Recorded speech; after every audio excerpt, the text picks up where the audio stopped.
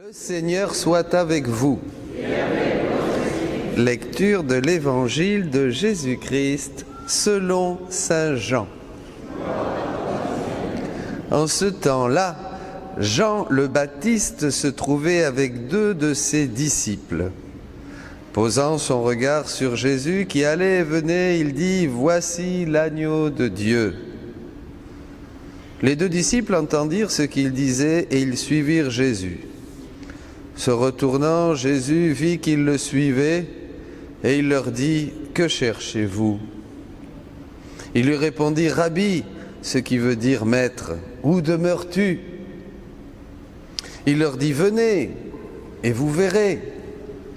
Et ils allèrent donc et ils virent où il demeurait. Et là ils restèrent auprès de lui ce jour-là. C'était vers la 10e heure, environ 4 heures de l'après-midi. André, le frère de Simon-Pierre, était l'un des 2 disciples qui avaient entendu la parole de Jean et qui avaient suivi Jésus. Il trouve d'abord Simon, son propre frère, et lui dit « Nous avons trouvé le Messie », ce qui veut dire Christ. André amena son frère à Jésus. Jésus posa son regard sur lui et dit « Tu es Simon, fils de Jean. Tu t'appelleras Képhas, ce qui veut dire Pierre. » Acclamons la parole de Dieu. Seigneur Jésus, Alléluia, Alléluia, Alléluia, Alléluia, Alléluia, Alléluia, Alléluia.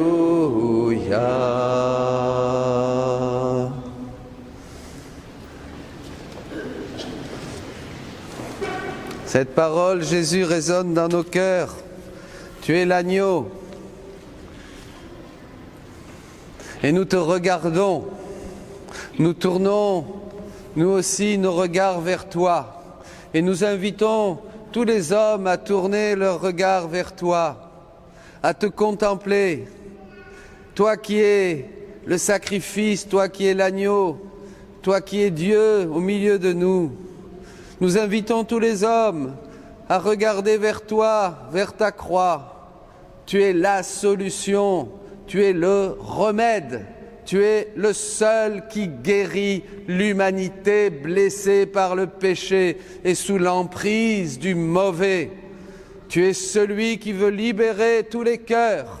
Aujourd'hui, si vous entendez la voix du Seigneur, ne fermez pas votre cœur. Laissez-vous guérir. Laissez-vous toucher, laissez-vous visiter. Amen. Amen. Voilà, mes amis, le Seigneur, j'aime cet évangile. J'ai souvent prêché sur cet évangile parce qu'il met en route. C'est extraordinaire, ces premiers moments. Mais évidemment, il manquait beaucoup de lumière.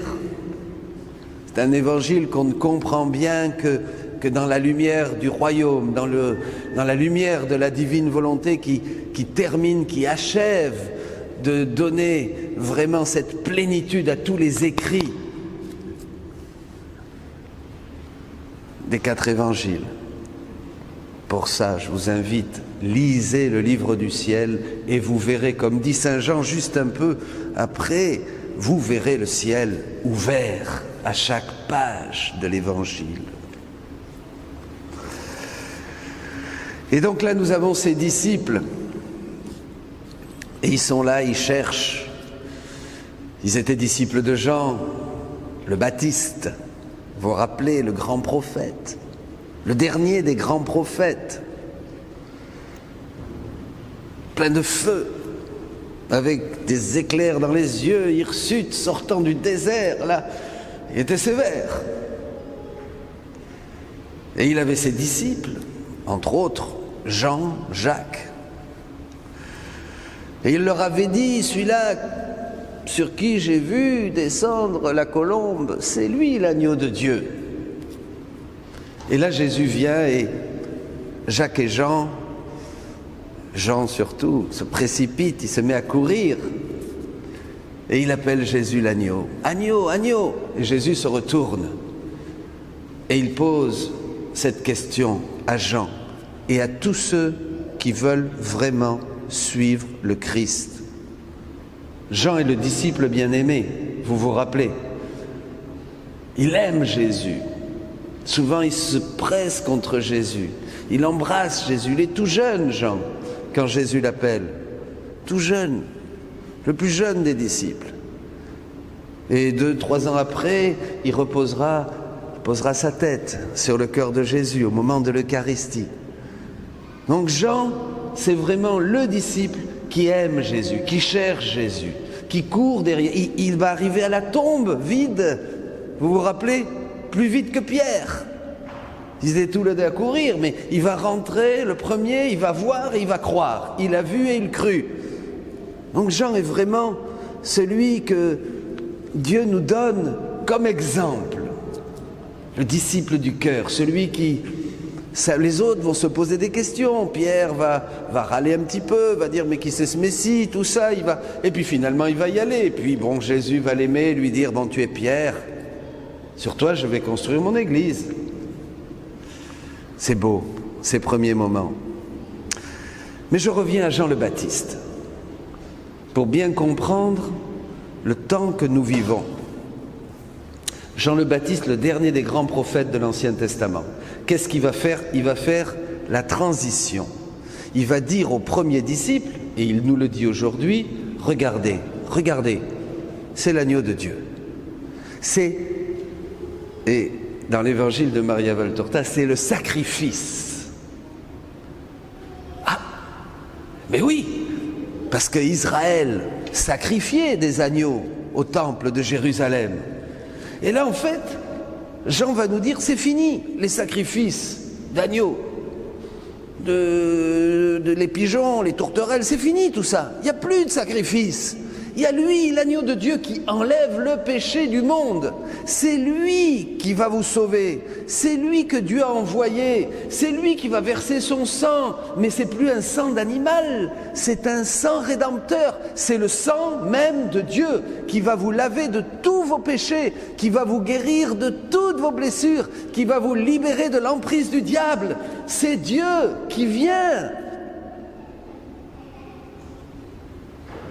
C'est l'agneau de Dieu qui enlève le péché du monde. Jean inaugure l'ère de la rédemption. La rédemption, c'est-à-dire ce moment que nous avons vécu depuis le baptême, depuis la naissance de Jésus, on peut dire, pour nous, historiquement, jusqu'à maintenant, tous ces saints qui nous ont accompagnés, tous ces hommes de Dieu, toutes ces femmes de Dieu, tous ces visionnaires, tous ces mystiques, tous ces docteurs, tous ces théologiens, tous ces hommes de prière, tous ces ascètes, tous ces hommes et ces femmes du désert, tous ceux qui ont donné leur vie dans les couvents, dans les monastères, qui se sont offerts à Dieu, qui ont essayé de reproduire dans leur chair vraiment les traits de Jésus-Christ, comme dira l'apôtre Paul, tous ces hommes et toutes ces femmes qui ont essayé d'imiter le Christ jusqu'à la ressemblance, de partager ses souffrances, dit encore saint Paul, pour partager aussi sa gloire. Le temps de la rédemption nous ont montré que seules les plaies de Jésus peuvent nous guérir de tous les maux que nous vivons. Toutes les plaies, par ces plaies, nous trouvons la guérison, dira l'apôtre Pierre. C'est le temps de la rédemption, c'est extraordinaire, c'est un temps unique. Et malheureusement, nous avons oublié cette rédemption. Et regardez comme est notre monde. Et là, je me suis souvenu d'un texte tellement important qui nous montre tellement combien il faut voir, regarder, aimer, baiser les plaies du crucifié. C'est ça que nous faisons depuis 2000 ans. Et il faut le faire jusqu'à ce que nous entrions dans son royaume. C'est ça que cherchent les apôtres, les disciples, Jacques et Jean, Pierre, et tous. Que cherchez-vous? Que cherche l'humanité? L'humanité cherche la paix, pas la guerre. L'humanité cherche la santé, la vraie santé, pas la maladie. L'humanité cherche la fraternité, mais pas la mode humaine, comme il nous la prône et il nous en parle. La vraie fraternité, l'amour qui circule, l'amour même de Dieu. Que cherche l'homme? Il cherche le paradis qu'il a perdu. Il cherche la communion avec son Créateur qu'il a perdu et qui est source de tout maux, de tous les maux, de toutes les souffrances, de toutes les solitudes, de tous les désespoirs, de toutes les peurs. On a perdu quelque chose d'immense, mes amis. On a perdu l'intimité divine, la vie divine. On a tout perdu. Nous n'avons même pas conscience d'avoir perdu ces choses-là. Et nous vivons pourtant dans un monde qui a été créé par Dieu, où tout nous parle de Dieu, mais nous ne voyons plus rien. Nous ne voyons plus la vie divine qui se donne à nous dans les éléments de la création, le soleil, la lune, les étoiles, l'air que nous respirons, le frère qui nous côtoie, un enfant qui sourit, les sacrements. Les églises sont vides. C'est dingue, ça. C'est un truc. C'est pour moi, c'est le signe de l'ignorance. C'est le signe d'une humanité morte qui n'a pas pris les fruits de la rédemption, qui n'a pas mangé vraiment le Christ, qui n'a pas dévoré ce Christ qui se fait pain pour nous, qui ne cherche pas Dieu. Donc une humanité qui va dans une involution, dans une destruction. On descend dans l'abîme.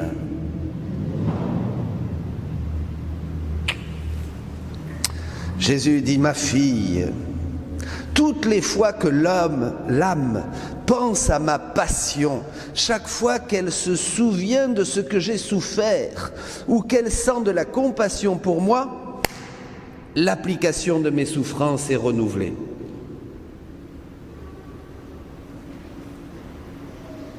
Chaque fois. Combien de fois par jour vous pensez à la passion du Christ? Très peu. Quand vous méditez une fois par semaine, le mardi, les mystères douloureux. Chaque fois.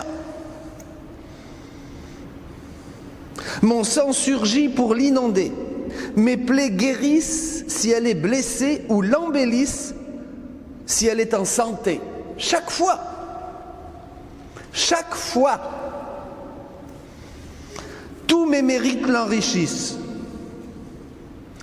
L'effet que produit ma passion est surprenant, dit Jésus. C'est comme si l'âme déposait en banque tout ce qu'elle a accompli, souffert, pour recevoir le double en retour.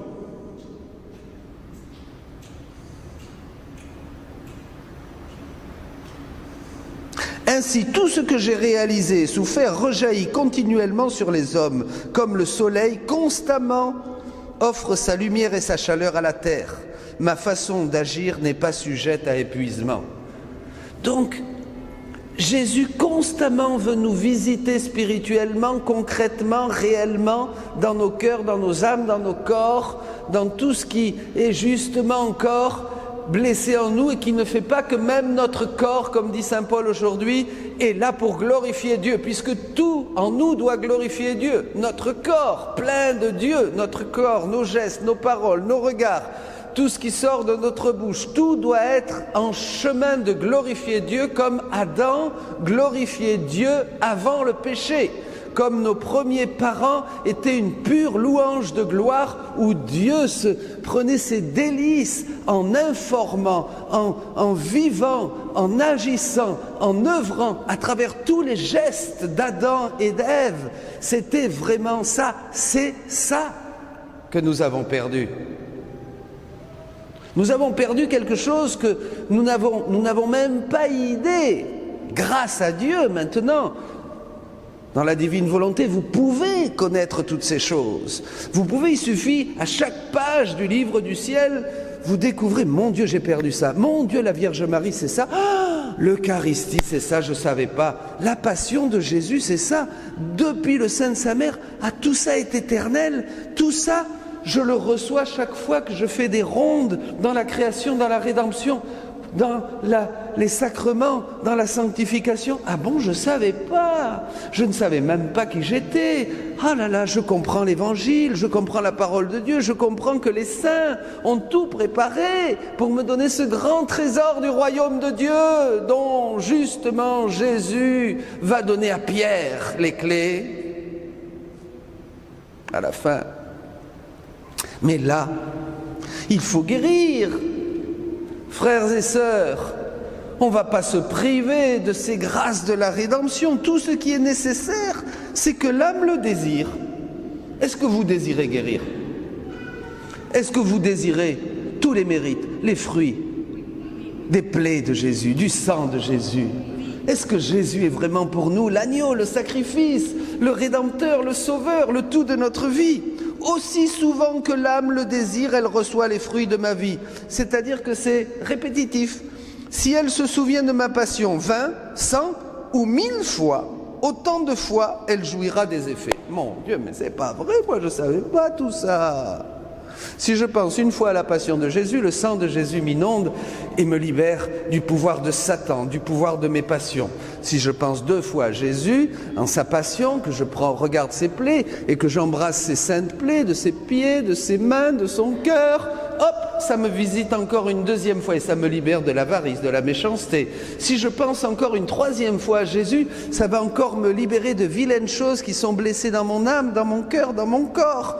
Je ne sais pas, j'ai plein de choses, vous aussi, je suppose, voyez. Et si je pense 3 fois, 4 fois, 5 fois, 6 fois, 7 fois, 10 fois, 100 fois, 200 fois, 300 fois, 1000 fois, chaque fois, ces choses vont m'embellir, me guérir, me libérer, me rendre heureux.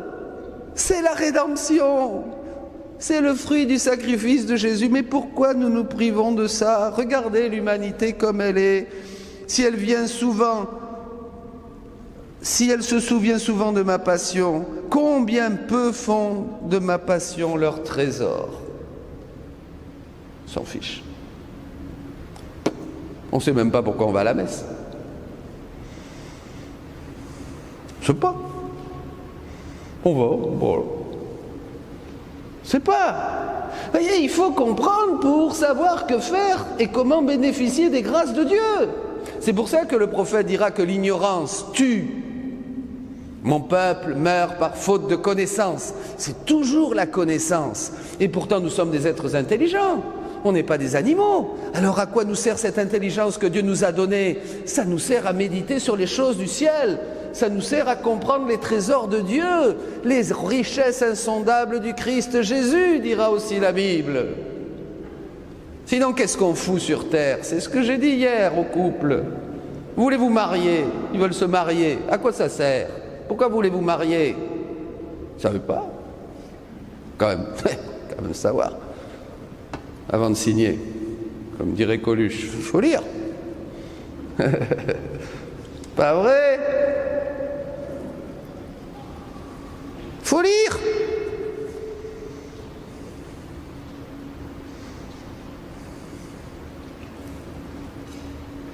Combien peu, en dépit de tous ces bienfaits, on voit tant d'âmes faibles, aveugles, sourdes, muettes, boiteuses, en somme de dégoûtants cadavres vivants, des zombies, des morts vivants. Voilà. Évidemment. Comment vous voulez que ça fonctionne dans l'Église s'il n'y a que des morts vivants qui ne savent pas? Voilà. Pourquoi on oublie ma passion alors que mes souffrances, mes plaies et mon sang offrent une force pour surmonter les faiblesses, une lumière pour donner vue aux aveugles, une langue pour délier la langue des muets. Ah, on en aurait des prédicateurs, des gens qui crient l'Évangile, si tous se mettaient à méditer la passion 10, 20, 30, 40, 50, 100 fois par jour, un moment, à penser à Jésus, voyez, et à ouvrir les oreilles des sourds, une voix pour guider les faibles, la vie pour ressusciter les morts, tous les remèdes dont l'humanité a tant besoin. Je répète, tous les remèdes.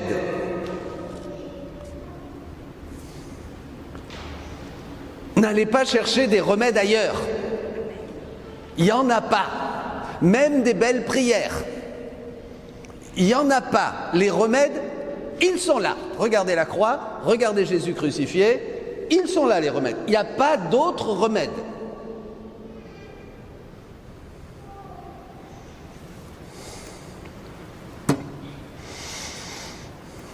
Tous les remèdes dont l'humanité a tant besoin peuvent être trouvés dans ma vie et ma passion. Même le remède du virus.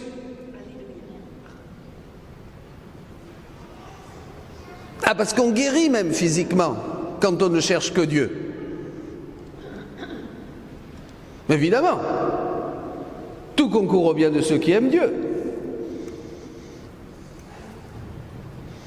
Mais les créatures méprisent cette médecine et ne profitent pas de mes solutions. Pas de solution. Aussi, malgré ma rédemption, l'homme dépérit comme s'il était affecté d'une tuberculose incurable.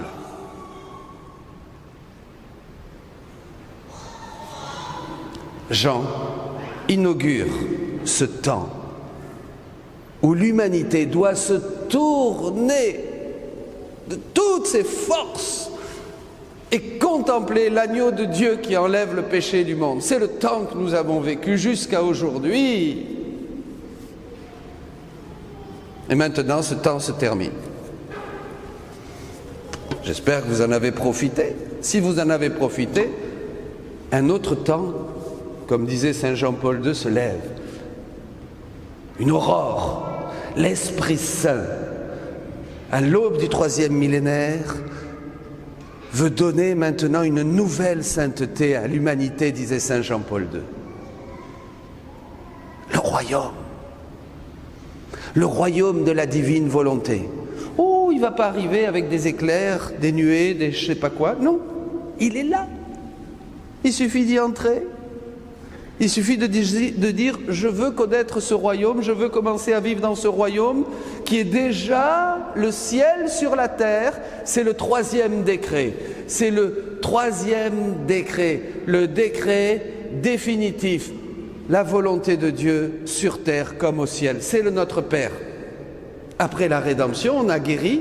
Jésus nous remet d'aplomb pour pouvoir entrer dans ce royaume et déjà vivre la vie du ciel sur la terre. Faire les œuvres de Jésus. Et Pierre reçoit les clés ici dans l'Évangile. Pierre, tu t'appelles Pierre. C'est lui qui va être le premier pasteur de l'Église. Parce que ce grand renouveau de l'humanité va d'abord être un renouveau de l'Église. Rappelez-vous cette vision où Jésus a dit à Louisa, regarde sur l'autel, et il y a ces livres, tous les écrits du livre du ciel qui brillent au milieu de l'autel dans une église, très important, et des hommes de Dieu, des évêques, des prêtres qui sont là, autour de ces écrits qui brillent, et ils reçoivent une lumière, ils sont spiritualisés, ils sont divinisés, et après ils s'en vont, et alors, en s'en allant à droite, en s'en allant à gauche, ils touchent les autres. Et les autres sont aussi illuminés. Je vous touche, je te touche, t'es illuminé. Je te touche, t'es illuminé. T'es transformé, t'es spiritualisé. Et pop, pop, pop, pop, pop, pop. Ah si, c'est extraordinaire. Voyez, quelque chose de grand, de beau. Le royaume de la divine volonté est au milieu de vous. Je prêche la divine volonté. Prenez, trouvez, achetez les livres du ciel, dévorez-les et vous comprendrez tout. Vous comprendrez qui vous êtes, vous comprendrez l'Évangile, vous comprendrez l'Ancien Testament, vous comprendrez tout ce que Dieu désire, tout ce que Dieu a fait, tout ce que Dieu fera. Votre vie sera complètement différente, transformée, renouvelée. Vous n'aurez plus peur de rien, vous serez dans la force et dans la joie du Seigneur. Et vous profiterez de tous les fruits que notre pauvre Jésus nous donne et que nous bafouons ou que nous regardons avec une tête de soupe de limaces, comme ça. Terrible. La dureté de l'homme. Demandons au Seigneur maintenant, allez tous, faites-moi un beau oui dans votre cœur. Un beau oui à Jésus. Dites Jésus, je veux maintenant prendre dans mon cœur, dans ma vie, dans mon corps, dans tout ce que je suis, tout ce que je n'ai pas pris. Je sais qu'en un instant, tu peux me préparer à paraître devant toi, comme disait Thérèse. Donc maintenant, juste avec mon petit oui, je veux faire réparation pour tous les actes que j'ai manqués, pour tous les mérites de ta passion que je n'ai pas pris, pour toutes les fois où je ne t'ai pas regardé, agneau de Dieu qui enlève le péché du monde, crucifié sur la croix. Je veux prendre tout ça maintenant, Jésus, et je veux réparer le reste des années que j'ai ce vivre sur terre. Je veux vraiment tout prendre, être renouvelé, transformé. Tous les fruits de ta rédemption, donne-les-moi, je t'en supplie, et je les prends au nom de tous mes frères aussi qui ne veulent pas les prendre, qui sont là à nier, à douter, à essayer de trouver d'autres solutions. Tu es la seule solution. Et je te le dis au nom de tous mes frères les hommes, nous te voulons, nous te désirons. Viens Seigneur Jésus, Maranatha, je veux entrer dans ton royaume. Et je veux que tous entrent dans ton royaume. Je veux faire venir le ciel sur la terre. Je veux te demander à chaque battement de mon cœur que ton règne vienne, que tous les fruits de ta passion soient appliqués à toute l'humanité, à tous ces enfants que tu as créés, qui sont sortis de ton sein paternel et qui ont été sauvés par le sang de l'agneau de Dieu, par le sacrifice même que tu as fait de ta propre vie pour nous donner la vie en abondance. Je prends tout, Seigneur, maintenant. Je me nourris de toi, je mange ta chair, je bois ton sang et je veux l'annoncer à mes frères. Je veux être un apôtre, je veux être un missionnaire, je veux être quelqu'un qui par ma vie, ma prière, mon sacrifice et le cri de mon cœur puisse dire Dieu est vivant. Allez-y, le temps qui vous reste est un don de Dieu, il est à vous. Allez proclamer le royaume de Dieu. Amen.